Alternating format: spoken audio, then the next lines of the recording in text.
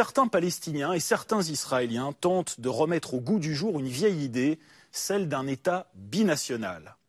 Curieusement, ce projet, un brin utopique, quand on voit la situation sur place, rassemble des citoyens qui, en temps normal, ne se parleraient pas. Ainsi, voit-on des colons converser avec des responsables politiques palestiniens, autant de scènes hallucinantes que nous rapporte l'un de nos correspondants dans la région, Stéphane Amar.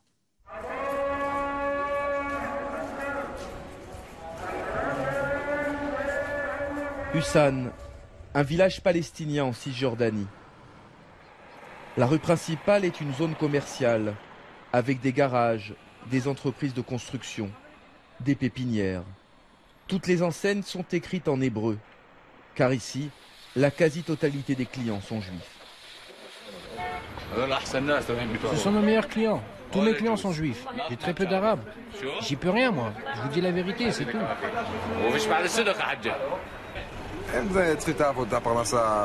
Ils ont besoin de travailler et de gagner leur vie. Nous, on vient acheter ici parce que c'est pas cher, sympathique, et juste à côté de la maison. Mahmoud vit de la même clientèle. Ses plantes embellissent les jardins des colonies juives alentour. Son village est situé juste en face de Bétar, l'une des plus grosses implantations israéliennes de Cisjordanie. Vous voyez jusque-là, c'est le vieux Bétar. Et à partir de là-bas, c'est le nouveau Bétar. Cela va jusqu'à la montagne tout au fond. Et tous ces nouveaux bâtiments qu'ils viennent de construire, cela fait aussi partie de Bétar. Comment voulez-vous qu'ils s'en aillent un jour? Vous avez vu la taille de ces immeubles? Ils ont tous 4 ou 5 étages. Vous pensez qu'un jour ils vont détruire tout ça? Ce n'est pas logique. Conquise par Israël durant la guerre des 6 jours en 1967, la Cisjordanie est devenue un territoire hybride, où vivent 3 millions d'Arabes et 300 000 Juifs. Il y a bien un mur qui entoure certaines agglomérations, mais la plupart du temps, villages palestiniens et colonies juives s'enchevêtrent sans la moindre séparation. Un partage est-il encore possible? Comment tracer les frontières d'un État palestinien?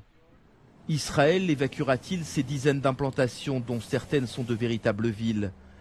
Et puis comment diviser Jérusalem, une ville où désormais quartiers juifs et arabes s'entremêlent? Alors que la solution à 2 États s'enlise, une vieille idée refait surface, celle d'un État binational dans lequel cohabiteraient juifs et arabes. Elias Cohen milite activement pour un État binational. Il vit dans une petite colonie, à une quinzaine de kilomètres au sud de Jérusalem. Ce matin-là, il rend visite à Mohamed, le maire du village palestinien voisin. Ça va? Pas trop difficile le ramadan? Les 2 hommes travaillent ensemble depuis de longues années. Elias joue les intermédiaires auprès des autorités israéliennes pour aider Mohamed à obtenir des permis de construire pour le village.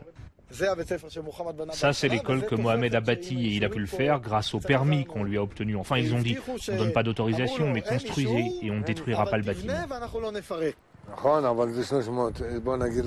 C'est vrai, mais nous avons encore besoin de 300 logements. Les gens me disent, comment tu peux parler ainsi avec des juifs? Être sympa avec eux. Moi, je leur réponds, pourquoi est-ce qu'on ne pourrait pas se parler comme des êtres humains?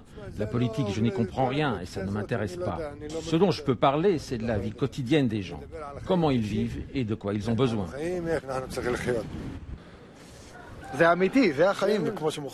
Il parle un langage de vérité. Ceux qui parlent de boycott ne sont pas dans le vrai. Ne pas acheter les uns chez les autres, ne pas manger ensemble. Je parle du boycott prôné par l'autorité palestinienne, mais aussi par les rabbins. Ils nous disent les juifs et les arabes ne doivent pas se fréquenter. C'est interdit. Ils vont finir par se marier. Et tous ces trucs-là. Qu'est-ce que ça veut dire tout ça? C'est normal de pouvoir compter les uns sur les autres, de s'inviter dans les mariages. Attention, j'ai pas dit qu'on doit se marier ensemble. Ce sont 2 peuples différents, 2 cultures différentes. Mais soyons de bons voisins.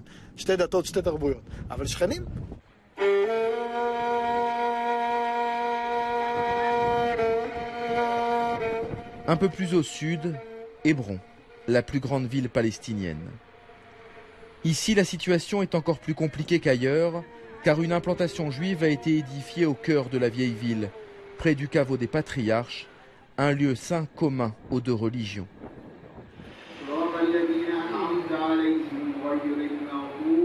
C'est ici que vit le Cheikh Jabari, le chef de la plus ancienne famille de la ville. Il ambitionne de devenir le nouveau représentant du peuple palestinien. Le Cheikh Jabari, c'est l'homme fort de notre ville. C'est le chef d'un grand clan. C'est une couronne sur notre tête. Avec la grâce de Dieu, il résoudra tous nos problèmes. Les grandes familles qui se trouvent sur cette terre depuis toujours constituent le fondement de ce pays. Et ce sont elles qui, avec la grâce de Dieu, réussiront à donner au peuple ce dont il a besoin. Le Cheikh Jabari n'a jamais cru en l'autorité palestinienne, fondée par Yasser Arafat après les accords d'Oslo en 1994. Il estime qu'elle est corrompue et incapable de répondre aux aspirations de son peuple. La moindre des choses pour un État souverain, c'est de contrôler son territoire. Vous êtes d'accord?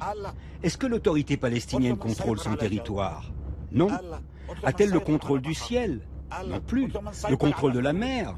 Pas davantage. Le contrôle des frontières? Toujours pas. Pareil pour le contrôle de l'eau. Si un colon frappe un Palestinien, est-ce que l'autorité palestinienne peut le traduire en justice? Bien sûr que non. Vous le voyez bien, cet État-là ne vaut rien. Sur la route qui nous conduit à Jérusalem, nous franchissons plusieurs barrages militaires israéliens.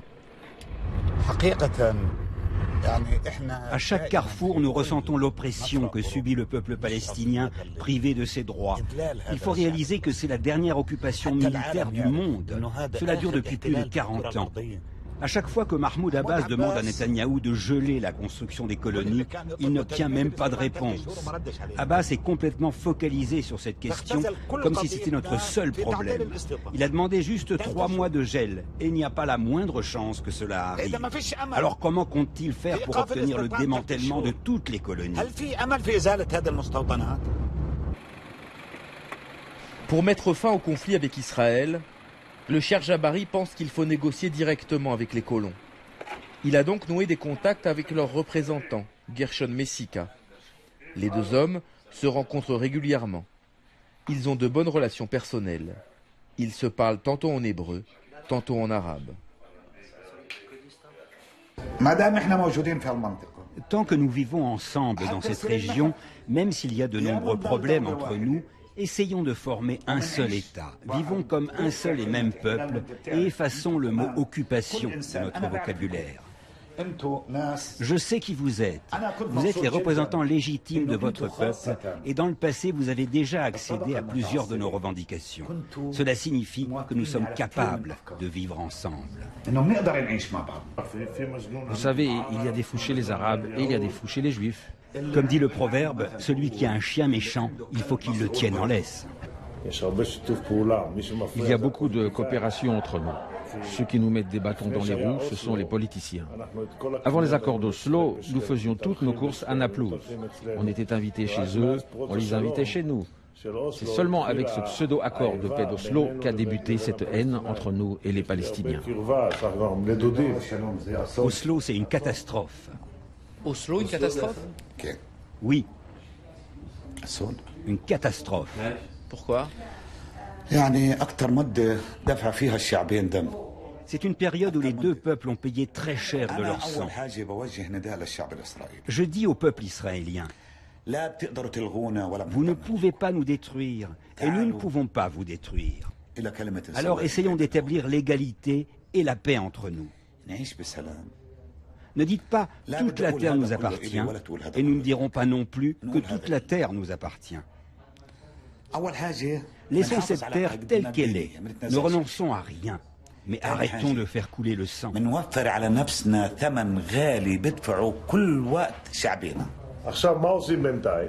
y a quelqu'un au-dessus de nous qui doit décider si cette terre est à nous ou à eux.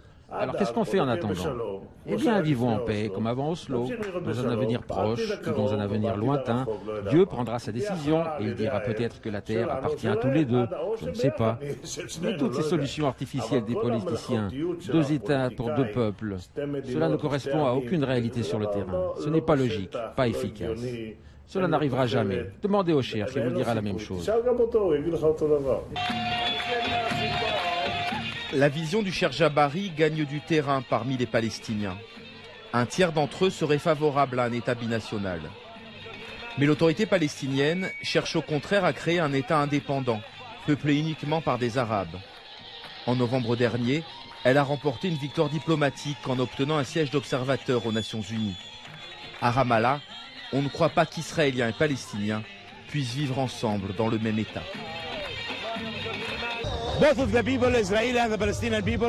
Les deux peuples, israéliens et palestiniens, cherchent à arriver à une solution à deux États.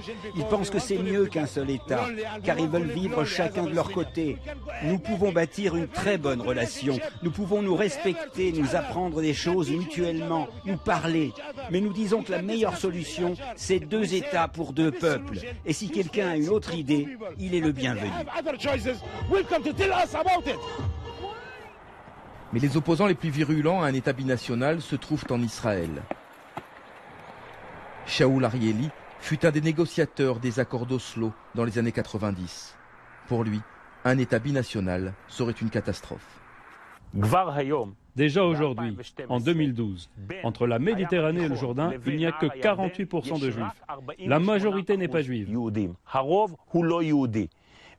Si on envisage de créer un État binational, il faut prendre en compte plusieurs éléments, et en premier lieu, la croissance démographique des Arabes des territoires, qui est bien supérieure à celle des Juifs, même si on prend en compte les Juifs ultra-orthodoxes. C'est pourquoi, selon les prévisions du Bureau des statistiques, en 2050, il y aura dans cet État binational seulement 33% de Juifs. Il sera alors impossible de conserver le caractère juif de l'État et le rêve sioniste tout entier sera complètement brisé. Tout simplement.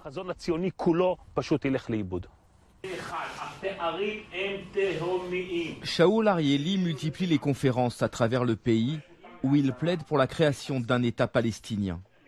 Car dans le cadre d'un État binational, les Israéliens, dit-il, devront choisir entre démocratie et identité juive. Qu'est-ce que nous voulons au fond? Un État juif, n'est-ce pas? Pas dans le sens religieux du terme, mais dans le sens culturel, national. Mais si nous voulons un État juif et démocratique, nous sommes obligés d'avoir une majorité juive. Et si nous voulons rester un État juif sans une majorité juive, nous devrons alors renoncer à la démocratie. Or, vous avez vu le sondage publié il y a un mois? Il dit qu'en cas d'annexion de la Cisjordanie, 69% des Israéliens ne souhaitent pas accorder la citoyenneté aux Palestiniens qui y vivent. Vous savez comment on appelle ce type d'État? Je n'ai pas besoin de vous le dire. Vous avez compris. L'idée d'un État binational n'est pas nouvelle. Dès les origines du sionisme, au début du XXe siècle, une partie de la gauche en avait fait un objectif politique. Il s'agissait alors de fraterniser avec les Arabes, jugés aussi légitimes que les Juifs sur la terre de Palestine. La revendication d'un État binational surgit directement du contexte de la tension croissante entre Juifs et Arabes de Palestine. Principalement, ce sont des tendances qui mettent en avant la coopération judéo-arabe, estimant que c'est le seul moyen pour éviter que le nationalisme juif soit d'une part confronté à une guerre interminable, ou bien également pour éviter que le nationalisme juif ne se transforme en un particularisme outrancier. Ironie de l'histoire, c'est aujourd'hui la frange la plus nationaliste de la société israélienne qui défend l'idée d'un État binational. Figure emblématique du Likoud et président de la Knesset, Reuven Rivlin préconise l'annexion de la Cisjordanie et l'attribution de la nationalité israélienne aux Palestiniens. Rien n'est pire aux yeux des colons dont il est proche que le démantèlement des implantations juives. L'évacuation de la bande de Gaza en 2005 reste un traumatisme. Tous ceux qui disent, à cause de la démographie, il faut diviser la terre, doivent savoir que cela n'apportera pas la paix, mais l'aggravation du conflit. Il faut trouver une solution pour conserver un pays juif et démocratique. Quand j'avais 9 ans, et que l'État d'Israël a été créé, il y avait 600 000 juifs dans le pays. Aujourd'hui, on est 6 millions. Dans 50 ans, on sera 14 ou 15 millions. Il n'y aura alors plus aucun problème pour maintenir un État juif et démocratique sur tout le territoire. À droite, tous ne partagent pas l'optimisme démographique de Rivlin. Alors, pour conserver les territoires sans les Palestiniens qui vivent dessus, les colons ont imaginé une solution alternative. Elle a été popularisée par Naftali Bennett, l'étoile montante du nationalisme israélien. Diffusé sur Internet, son plan prévoit la création d'un État binational partiel, comprenant Israël et les régions de Cisjordanie où se trouvent les colonies. La grande majorité des Palestiniens continuerait à vivre dans un ensemble de cantons reliés par des ponts et des tunnels.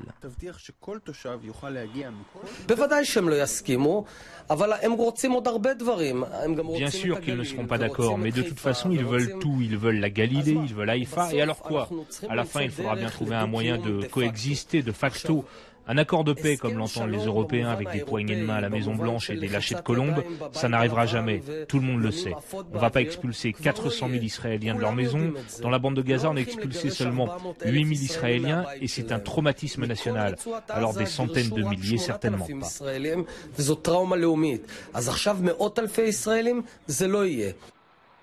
Ce dont rêvent les nationalistes juifs, c'est d'un État à l'image de Haïfa. Dans cette grande ville portuaire du nord d'Israël, Juifs et Arabes cohabitent paisiblement.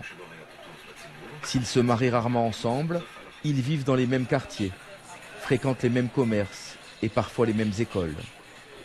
Issu d'une des plus anciennes familles de la ville, Omar Hanadi est fier de cette coexistence. Lui, c'est un chrétien, moi je suis musulman, et lui, il est juif. Haïfa est une ville magnifique. Ici, ce n'est pas la Palestine. Il n'y a pas de problème ici. Plus d'1 million d'Arabes sont citoyens d'Israël, 20% de la population. Mais cela n'en fait pas pour autant un véritable État binational. Un État binational, c'est l'État de deux peuples qui s'identifient chacun à leur drapeau et à leur hymne. Mais ici en Israël, il y a une seule nation, c'est le peuple juif. Nous les Arabes, nous sommes une minorité qui vit dans un État à majorité juive. On ne peut pas vraiment parler d'un État binational dans ces conditions. Si ce genre d'État binational est celui dont veulent les Juifs, les Palestiniens ne veulent pas en entendre parler. En Cisjordanie, la lutte armée a laissé place à des initiatives de boycott des colonies, comme ici près de Ramallah. Colons, vous êtes des voleurs, sortez tout de suite de Palestine. Omar Barghouti est l'idéologue de ce mouvement de boycott. Mais il sait que le démantèlement des colonies sera difficile à obtenir. Alors, il propose de les englober dans un État binational, dénué de tout caractère juif. Personnellement, je me bats depuis 30 ans pour un État laïque et démocratique sur toute la Palestine historique, sur tout le pays. Ce qui veut dire qu'il ne doit y avoir aucune discrimination fondée sur l'ethnie, sur le sexe ou la religion. Tous sont égaux, ce qui inclut les réfugiés palestiniens qui ont le droit de revenir dans leur maison. Israël devra être forcé. Aucun pouvoir colonial n'a jamais renoncé à ses privilèges sans y être forcé.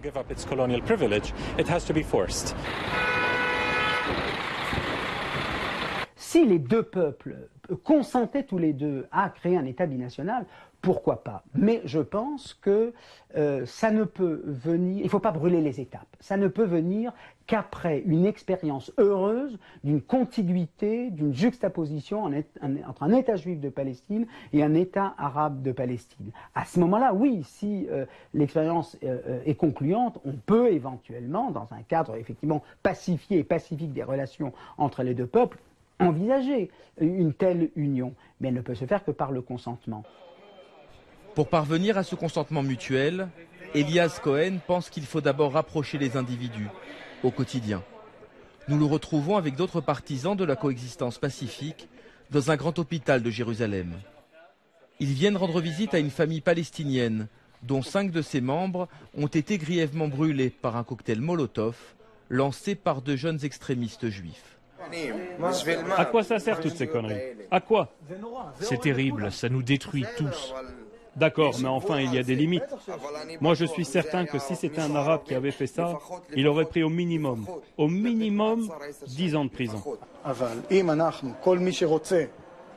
Si nous voulons vraiment permettre à nos enfants de vivre et qu'il y ait une véritable paix entre nous, que nous soyons de proches voisins, on ne doit à aucun instant permettre aux terroristes de gagner, ni aux Palestiniens, ni aux Israéliens. Devant la chambre d'hôpital, Un débat s'engage sur la possibilité de vivre ensemble dans un seul et même État. Il n'y a pas de problème entre nous. On vit en bon voisinage, sans souci. On travaille ensemble. Quand je vais dans les colonies du Gush Etzion, je ne me sens pas avec des étrangers. Pourquoi est-ce qu'ils construisent ce mur? Pourquoi une barrière entre nous? Il n'y a pas de place pour deux États. C'est un tout petit pays.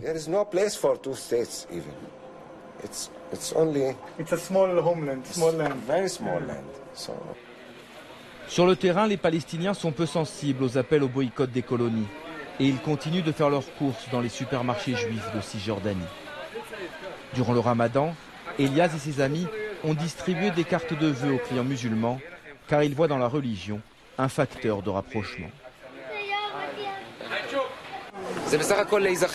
On fait cela pour se rappeler qu'il y a longtemps, son père et mon père étaient frères, Ismaël et Isaac. Et on est toujours des frères. Il faut juste s'en souvenir. Se souvenir qu'on est tous les enfants d'Abraham. Avec des gens comme ça, on peut s'entendre, bien sûr. Où est le problème? Ce sont des êtres humains, et je suis un être humain. Ils ont des enfants, et j'ai des enfants. Tout ce qu'on veut, c'est vivre en fin de compte. Ce qu'on veut vraiment, c'est que ça se passe comme ça, au supermarché, mais aussi sur la route, au bureau, au travail. Pourquoi faut-il tout le temps des guerres, des problèmes? Pourquoi? Jusqu'à quand? Jusqu'à quand? On a tous des petits-enfants.